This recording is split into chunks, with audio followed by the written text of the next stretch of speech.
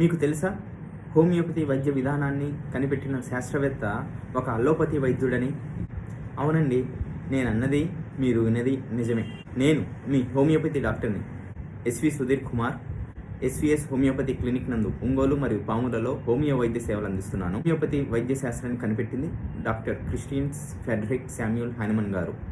ఆయన అప్పటి రోజుల్లోనే అలోపతి వైద్య విధానంలో ఎండి పట్టభద్రుడు.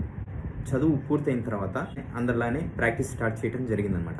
అప్పుడున్న చికిత్సా విధానాలలో రోగి ఒక వ్యాధితో బాధపడి వస్తే అతనికి ఇచ్చేటటువంటి చికిత్సా క్రమంలో వ్యాధి తగ్గకపోగా ఎప్పటికప్పుడు వ్యాధి పెరుగుతూ పోయి చివరికి రోగి చనిపోయేటటువంటి పరిస్థితులు ఎక్కువగా ఉండేవి.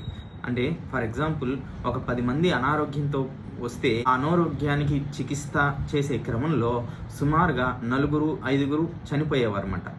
అయితే ఆ చికిత్సా పద్ధతులతో హనుమన్ గారు విసుగు చెంది, నేను చేస్తున్నటువంటి వైద్యం కరెక్ట్ కాదు, అతని యొక్క మనస్సాక్షి ఒప్పుకోక అతను ఒక కొత్త నూతన వైద్య శాస్త్రాన్ని కనుగొనడం జరిగింది.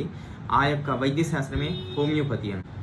అయితే ఇప్పుడు మీ అందరికీ ఒక సందేహం రావచ్చు, అంటే అప్పుడెప్పుడో ఒక 300 సంవత్సరాల క్రితం ఉన్నటువంటి చికిత్సా విధానాలు వేరు, ఇప్పుడున్నటువంటి అలోపతిలో ఇప్పుడున్నటువంటి చికిత్సా విధానాలు వేరు, కాబట్టి అదే హనుమన్ గారు ఇప్పుడు ఉన్నట్లయితే ఇప్పుడు హోమియోపతిని కనిపెట్టి ఉండకపోవచ్చేమో అనేటటువంటి సందేహం మీకు రావచ్చు.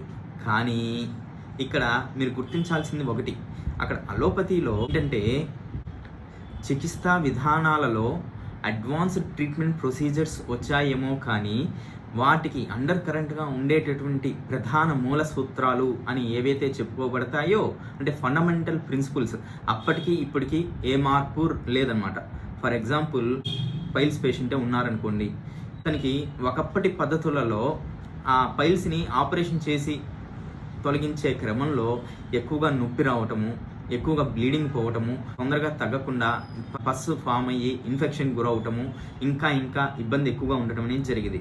కానీ ఇప్పుడు కూడా మందులతో ఏమైనా తగ్గించగలుగుతున్నారా? మందులతో తగ్గించలేక చివరి ప్రయత్నంగా సర్జరీయే, శస్త్రచికిత్సే సరైనమవుతుంది. అయితే ఇప్పుడున్నటువంటి లేటెస్ట్ ట్రీట్మెంట్ ప్రొసీజర్స్తో నొప్పి లేకుండాను, తర్వాత బ్లీడింగ్ ఎక్కువగా కాకుండాను, తర్వాత ఆ ఇన్ఫెక్షన్ తొందరగా మానిపోయేటటువంటి ప్రొసీజర్స్తో చేస్తున్నారు తప్పితే, అప్పుడు 300 సంవత్సరాల క్రితము ఆపరేషన్తోనే చేస్తున్నారు, ఇప్పటికీ ఆపరేషన్తోనే చేస్తున్నారు. కాకపోతే ఆపరేషన్ చేసే విధానంలో అడ్వాన్స్డ్ ట్రీట్మెంట్ ప్రొసీజర్స్ వచ్చాయి తప్ప, అప్పుడు చేస్తున్న విధానం ఇప్పుడు చేస్తున్న విధానం ప్రధాన మూల సూత్రం ఒకటే. సరే, ఇప్పుడు మోర్ అడ్వాన్స్డ్ ప్రొసీజర్స్ ఉన్నటువంటి ట్రీట్మెంట్ టెక్నిక్స్ వచ్చాయి. ఇలాంటి ట్రీట్మెంట్ విధానాల్లో కూడా ఒకసారి ఆపరేషన్ చేస్తే ఆ పైల్స్ మళ్ళీ తిరగబెడుతూనే ఉన్నాయి.